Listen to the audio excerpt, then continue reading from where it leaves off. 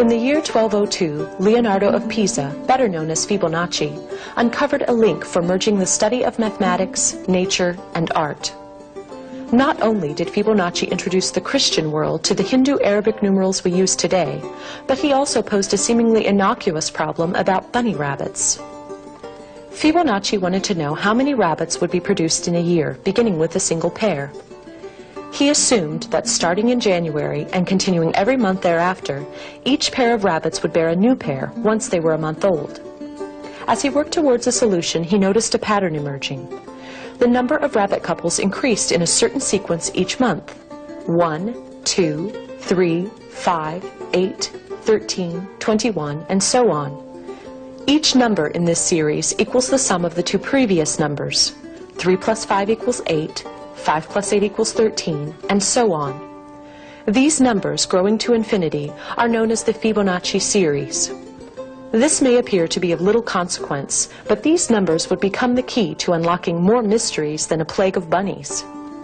For instance, in the field of botany, the structure of flowers is based on Fibonacci numbers. Lilies have a radial symmetry based on 3. Violets have 5 petals. Sunflowers have petals totaling 33, 55, or 89. This phenomenon, not explained until 1993, appears to go beyond genetics to the natural dynamics of growth. Whether it is the spiral of consecutive seeds in a sunflower, the spiraling growth of a chambered nautilus, or the branching structure of bronchi in the lungs, organic growth is often guided by a mathematical ratio stemming from the Fibonacci series. As Fibonacci numbers increase, the proportion of two successive numbers becomes more and more similar. The ratio approaches but never reaches an infinite decimal beginning with the numbers 1.618. This ratio was given the name the divine proportion and was later called the golden mean. Eventually, it was given the abbreviation phi after the initial of the Greek sculptor Phidias, creator of the artwork on the Parthenon. As early as the Pythagorean school in 500 BC, the Greeks studied the ratio of phi and developed a method of constructing a rectangle with sides measuring 1 and phi. With a perfect square, a line from the midpoint, and an arc, they created what was later called a golden rectangle. The Greeks also found that if they removed the original square, what was left was itself a golden rectangle. The Greeks believed that the golden rectangle held a mathematical key to beauty, and they incorporated it into many designs. The most striking example may be the Parthenon, with most of its proportions based on golden rectangles. The Greeks were not the first to use the visual balance of phi in their architecture. 5,000 years ago, the Egyptians based the design of the Great Pyramid of Cheops on golden proportions.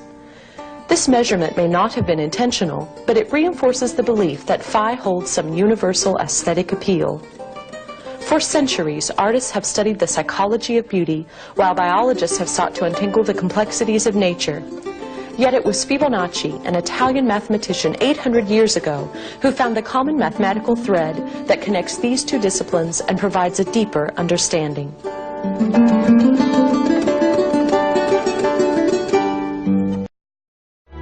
Individuality, the trademark of any artist, designer, or architect.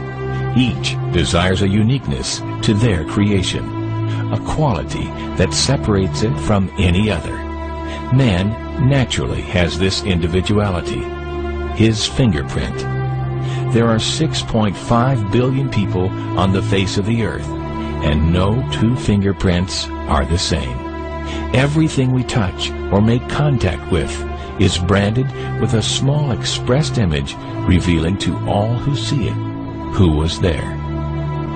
As currents move through the ocean and the tide rolls onto the shore, the waves that bring in the tide curve into a spiral that can be mathematically diagrammed onto a plot at the points 1, 1, 2, 3, 5, 8, 13, 21, 34, and 55.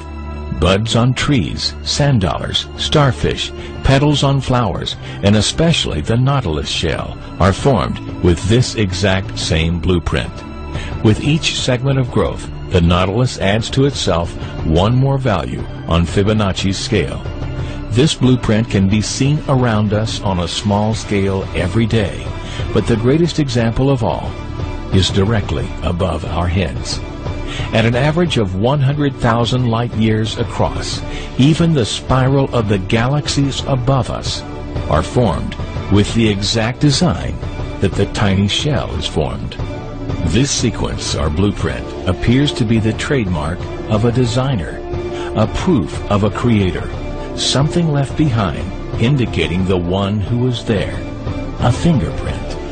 As we scan our universe, from the tiny flower to the awe-inspiring galaxy, we see the fingerprint of God.